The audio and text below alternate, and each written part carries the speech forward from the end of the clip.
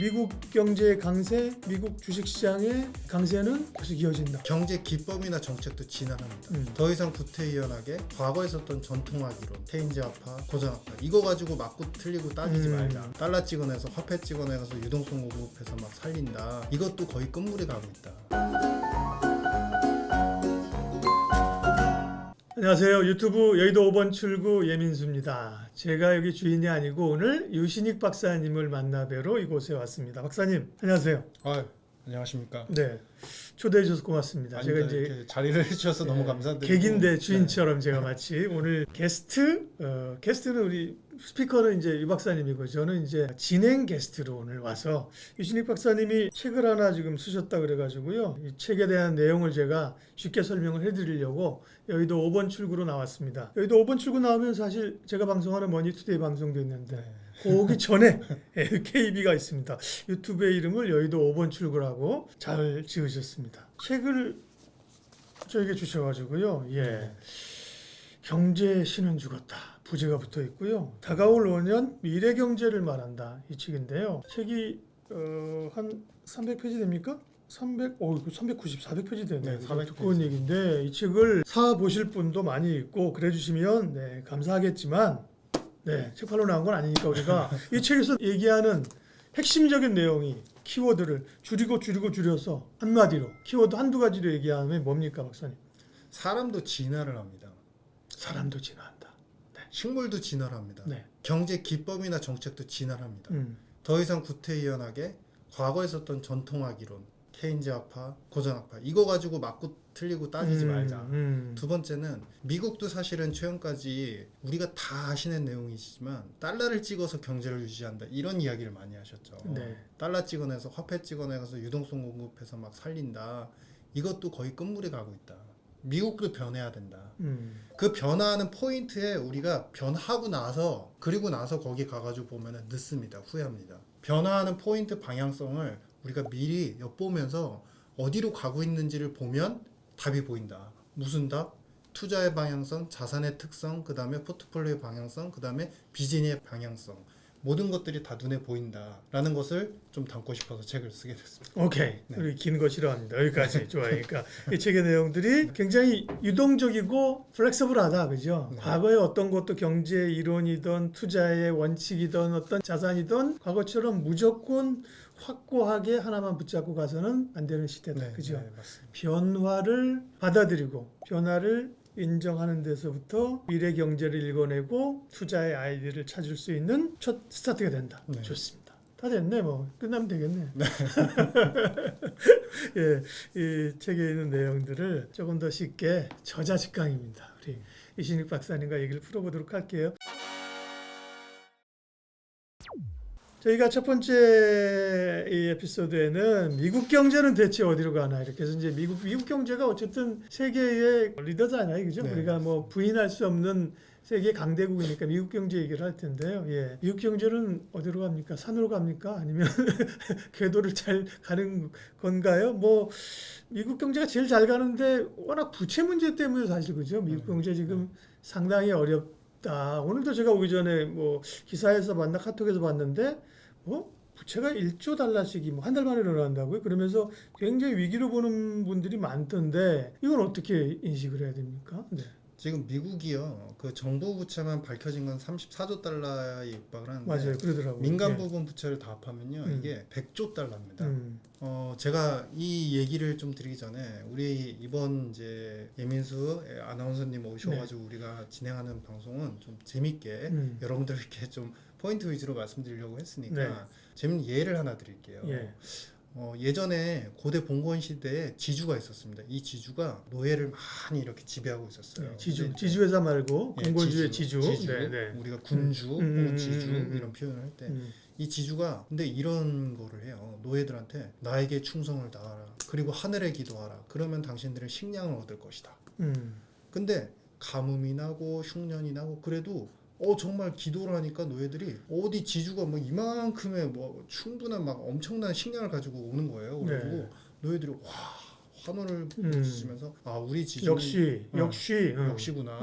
와 기도만 열심히 하고 충성만 다하면 되겠다. 근데 어느 약간 스마트한 노예 한 명이 의문을 품기 시작합니다. 아니 이 땅도 말랐고 저 땅도 말랐는데 도대체 저 어디서 식량을 가져온 어디서 거지, 가져온 그걸? 거야? 그랬더니 어느 날 밤에 음. 지주의 집 지하 창고를 한번 이렇게 몰래 들어가 봅니다. 몰래 들어가 보니까 그 창고에 금을 찍는 기계가 있었던 거예요. 금을 찍는 기계가 네. 있다. 금을 찍는 들어서. 기계가 있었어요. 근데 그 광경을 목격하고서 지주가 도대체 무슨 일을 하나 이렇게 이제 관찰을 며칠 동안 해봤더니 이 지주가 금을 찍어가지고 멀리 배를 타고 나가가지고 그 금 가지고서 딴 나라 가가지고 식량을 사오던 거예요. 금분이 제도인가 본데. 네, 그걸 사와가지고 네. 밑에다가 창고에다가 계속 식량을 축적해두고 있었던 겁니다. 네. 근데 그 지주가 그걸 보고서 이거는 사기였다. 지주가 본 게 아니라 노예가 하인이 그것을 보고서 이건 거짓말이었구나. 저 금 찍는 기계만 소유하게 되면 나도 지주가 되겠는데 이러면서 이제 몇몇 노예를 이렇게 살살살살 유혹을 해가지고 다른 군락으로 이제 도망갑니다. 도망가가지고 똑같이 자기도 그 비스무리한 기계를 사가지고 이번에는 금은 못 찍으니까 동을 찍어냅니다. 동 찍어가지고 이제 사람들을 모아가지고 나에게 충성하라. 그러면 식량을 얻을 것이라. 신에게 기도하라.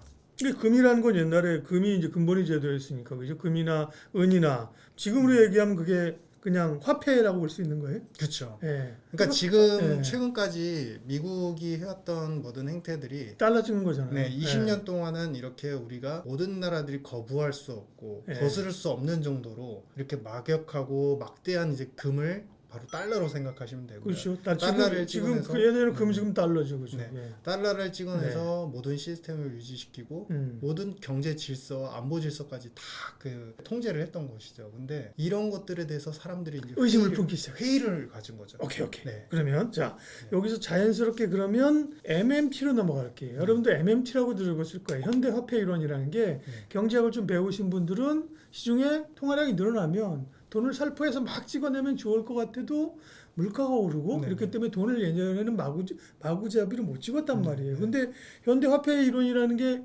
돈을 그냥 마구잡이로 찍어서 경제를 부양하자 이런 건가요? 그건 아닙니다. 그건 아니에요. 설명 좀 해주세요. 정확히 얘기하면은 정부가 재정 지출하는 데 있어서 중앙은행도 재정 지출을 하는 것을 도울 필요가 있고 그 역할을 할 이유가 있다. 명분이 명확하다. 실제로 우리가 재정 적자라고 하는 숫자 자체는 어차피 향후에 그 해당 정부가 신뢰만 그리고 약속만 잘 지키면 재정 적자 해결될 수 있는 문제이기 때문에 당장의 숫자에 민감하기보다는 행동과 기능에 집중을 하자는 게 현대화폐 이론의 MMT의 핵심이고요. 다만 여기서 중요한 거는 숫자와 나중에 대한 어떤 약속들, 신뢰를 지키려면 뭘 해야 되죠? 세금으로 징수를 해야 됩니다. 근데 이것도 제가 한 가지 재미있는 예를 들어드릴게요. 이렇게 해서 아까 1부에서 넘어가는 예 그대로 받아오겠습니다. 지주가 막 금을 찍어내요. 찍어가지고 이제 파티를 하는 겁니다. 우리 이제 상상을 해보십시오. 우리 여의도 5번 출구 이 스튜디오 안에서 이제 먹고 마시고 막 파티를 해요. 막 파티를 하는데 지주가 괜찮아 마음껏 즐겨. 나중에 다 치우면 돼. 뭐 지저분하지 않게 나중에 치우면 돼. 근데 막상 다 파티를 벌려놓으니까 판을 벌려놓고 나니까 와 이게 지금 막 산더미만큼 지금 막 쓰레기랑 휴지가 쌓여 있는 거예요. 치울 수 없는 지경이 되는 거예요. 치울 수 없는 거예요. 그러면은 어떻게 해야 되죠? 어떻게 해야 되나요? 첫 번째 당장 일은 해야 되지 않습니까? 방은 사용해야 되지 않습니까? 그러면은 이 방 그대로 놔두고 옆방으로 도망가는 겁니다. 옆방 도망가서 딴 방으로 다시 파티해 치우는 거예요. 그럼 여기는 이제 언제 치우냐? 슬슬 치우는 거죠. 슬슬 천천히. 자, 미국은 세금과 관련된 약속을 이제까지 단 한 번도 지킨 적이 없어요. 파티는 엄청나게 벌여놓고 세금은 이제 다 표와 관련되는 거고 민주주의는 선거라니까 그죠? 맞습니다. 쉽지 않죠. 선언을 할 때는 좋죠. 굉장히 좋지만 나중에 가면은 그 선은 무효화가 됩니다. 세금을 올려서 나중에 거둘 테니까 MMT로 하겠습니다. 그런데 지금은 더 이상은 이제 미루기 힘든 환경이 돼버렸어요. 너무나 많은 부채 때문에. 그래서 그들이 요구하는 것은 뭐냐? 이거는 다음번 영상에서 말씀을 드리겠지만 자 디지털 달러로 이제 리셋을 그들은 계약하고 있습니다. 그렇군요. 판을 좀 갈아엎으려고 하는 거구나. 네, 맞습니다. 그러면 지금은 미국이 풀어놓은 돈 엄청나게 지금 뭐 리먼 이후에 또 최근에 코로나 이후에 돈 엄청 풀었잖아요. 그래서 그 돈을 지금 줄여야 되는 게 1차적인 관건인데 줄이려고 노력은 하고 지금 뭐 양적 긴축 조금씩 하는데 제가 볼 때 세 발의 피거든요. 이걸 정말 줄일 수 있을까요? 못 줄입니다. 못 줄여요. 우리 미국에서 재밌는 얘기 하나 해드릴게요. 예. AI 혁명 화두 굉장히 대두가 그쵸, 되고 있죠. 예. 그 반면에 반대편에 있는 진실은 뭐가 있을까요? 국제 노동자 관련된 협회 기구에서 이제 분석할 내용이 있는데요. 지금 아시아권역의 노동, 특히 하이테크 관련되는 이제 노동자들의 숙련도는 장기적으로 계속 올라갑니다. 근데 미국의 노동자들은 그 숙련도가 거의 떨어지네요. 20년 동안 떨어지고 있어요. 아주 쉽게 말씀드리면 미국의 노동자들은 굉장히 게을러지고 있어요. 빅테크가 발전하고 네, 그러니까 네. 거기에다가 가게 같은 경우도 게을러질 수밖에 없는 게 소득의 거의 30%가량은 자산소득이나 아니면은 그렇죠. 사회 이전 소득으로 정부가 주는 돈으로 다 그렇죠. 메꿔지고 있거든요. 죽으라고 일 안 해도 먹고 네. 살 수 있는 구조가 엔간되는 거죠. 네, 그러니까 이게 우리가 옛날에는 그런 얘기를 했죠. 막 열심히 우리가 옛날 새마을운동 생각해 보시면 열심히 일해가지고 이 나라를 일으켜야 돼. 뭐 이런 이제 메커니즘에서 이제 국가가 부강해진다라고 했는데 네. 미국은 이젠 전혀 다른 세계의 국가가 돼 버렸어요. 돈으로 모든 것들을 갖다가 푸시업 해가지고 그런 부분들이 편의성들을 계속 가속화시키고 자산 시장을 갖다가 뜨겁게 만들어서 그걸 가지고 부를 유지하고 그걸로 소비가 이루어지는, 그래서 경제 지표가 좋게 보이는 그런 현상들. 그러니까 그게 문제 아니에요? 네. 그래서 그게 결국 나중에 문제가 생기는 거 아니에요? 미국이란 나라가? 그렇기 때문에 그들이 함부로 네. 지금 많이 늘어난 부채를 갖다 함부로 부채 연착륙을 쉽게 못하는 겁니다. 왜? 당장 돈을 조금만 줄여도 경제 시작이 오니까. 그렇죠. 연약해지고 게을러진 노동자들이 네. 당장 적응하기 힘들어지고, 그렇게 되면은 결국에는 저축률이 높아지면서 이제 부채를 줄인다 그러면 그들이 두려움이 아마 fear, 공포가 어마어마해질 겁니다. 그러면서 바로 경제가 굉장히 힘든 변곡으로 갈 수 있기 때문에 돈을 쉽게 줄이지 못하는. 그럼 돈을 줄이지 않으면서 연착륙할 수 있는 방법이 뭐예요? 결국에는 네. 시간을 계속 들이면서 예. 노동자들의 어떤 숙련도가 떨어진 부분들을 대체할 수 있는 로봇과 AI를 계속 기다리는 거죠. 그들이 계속 향하는 먼 미래에 이제 그 종착지는 이제 결국 디지털 달러라는 말씀을 드렸는데 그 중간에 패권을 안 이르려면 사실상 이 AI를 누구에게도 주지 않고 테크를 누구에게도 주지 않으면서 독점하고 싶어하는구나. 독점하고 싶어하는 부분이고, 여러분들 우리가 미중 싸움, G2 싸움은 많이 들어보셨잖아요. 네. 근데 그래서 중국한테 뭐 기술 규제를 한다 뭐 이런 거 많이 들어보셨을 텐데, 중요한 거는 겉으로는 연대가 되어 있는 유럽한테도 미국은 이 기술을 절대 안 줍니다. 유럽하고도 뒤에 이제 재밌는 내용, 이제 유로화와 이제 달러의 패권 이런 네. 쪽에서 말씀드렸지만, 유럽하고 연대가 돼 있는 것 같지만 사실상 미국과 유럽은 완전 동상이몽이에요. 네. 겉으로 친한 척, 속으로는 여전히 자기 살 길만. 근데 철저하게 유럽은 미국한테 이용을 당하고 있는 국면들이 굉장히 많다. 그런 부분들이 많다. 이렇게 보시면 좋을 것 같습니다. 네. 그런 우리가 인공지능 AI의 그 혁명을 바라보는 시각이 되게 좋네요. 왜냐하면 이게 어떤 기술 혁신이잖아요, 그죠? 네. 혁신인데 혁신이 나오는 배경들은 물론 이제 자본가들이 혁신을 만들어내는 것도 있지만 그 뒤에는 다 사실은 글로벌한 이 패권 전쟁이 있는 거거든요. 네, 맞습니다. 그 네. 패권 전쟁을 미국이란 나라는 AI와 생산성 향상을 위해서 판을 바꿔서, 그죠? 자기들이 이 승자 구조를 이어가려고 하는 것이네요. 네. 그러면 결국 뭐 AI를 지금 주도하고 AI 로봇 뭐 국방 다 주도하는 게 미국이면 그런 말씀하신 시나리오가 성공 가능성이 있어 보이고, 그러면 미국 경제의 강세, 미국 주식시장의 강세는 계속 이어진다. 이렇게 네. 보는 거예요? 어느 정도는 네. 강세가 유지가 되는데, 우리가 근데 네.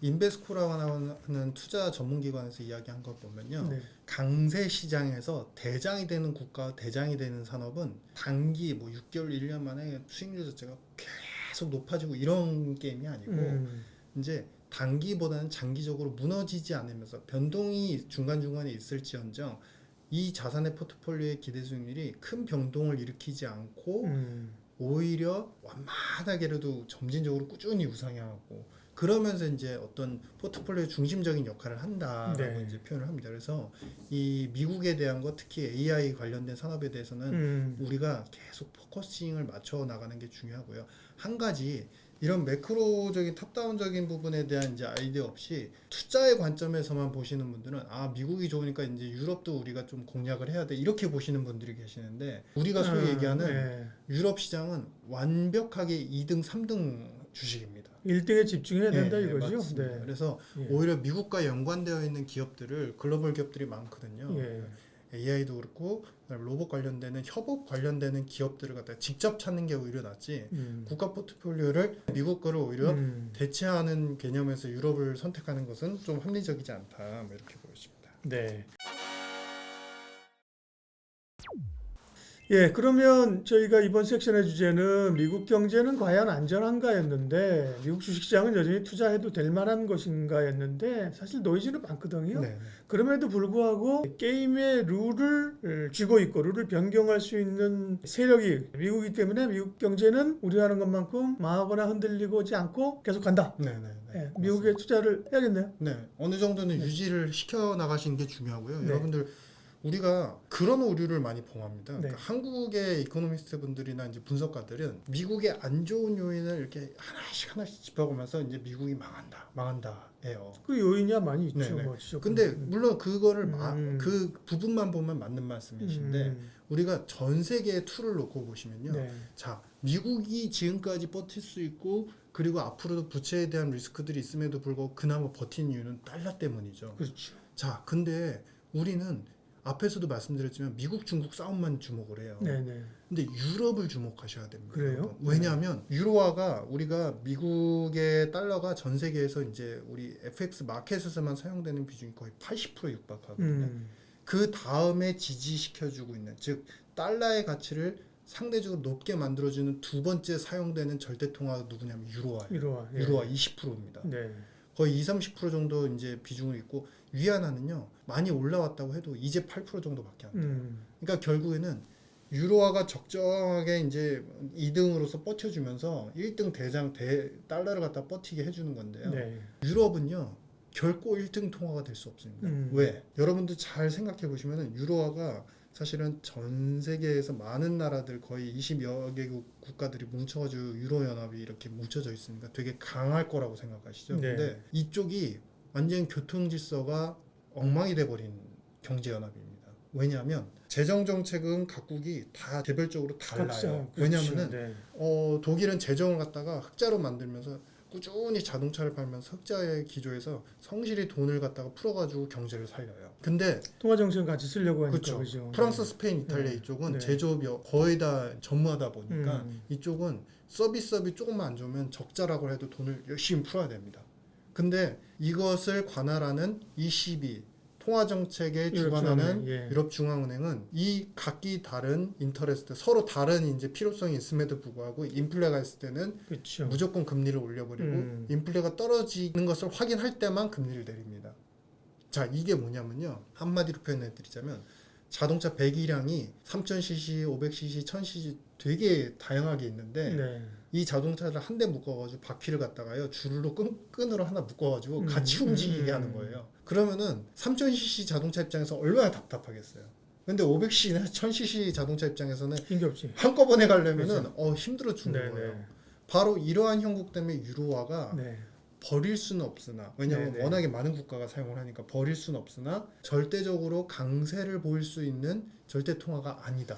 그렇죠. 유로화야 그게 메스트리트 조약이 1992년 아닙니까? 네네. 그러면 2004년이니까 30년 됐는데 하나의 유럽의 사실은 실험은 성공하지 못했죠. 네네. 네, 유럽은. 그런 유럽을 그래도 존속시키고 버티게 만드는 것이 네. 사실 미국의 힘이고 미국이 어떻게 보면 2등 대장을 갖다가 살려두는 거죠. 그렇죠. 살려두면서 그래 같이 크는 거니까 그죠. 맞아요. 소위 말하는 전 세계라는 골목 그 대장놀이에서 맞아요. 자기가 2등을 계속 시켜주면서 네, 유럽에게 네, 네. 부여를 해주면서 자기가 1등을 뺏기지 않고 있는 그런 전략인 것이다. 네. 이렇게 보시면 될 것 같습니다. 경제 신은 죽었다. 다가올 미래 경제 얘기 유신익 박사님과 저희 첫 번째 뭐 할 얘기는 많아요. 근데 네. 이게 할 얘기가 끝이 없고 오히려 우리가 임팩 있게 해주고 또 궁금하신 분들은 또 책을 통해서 내용도 보시면 되니까 이 정도에서 미국 경제 사실 미국 경제가 세계 경제니까요. 흐름들에 관한 이야기는 마무리를 짓도록 하겠습니다.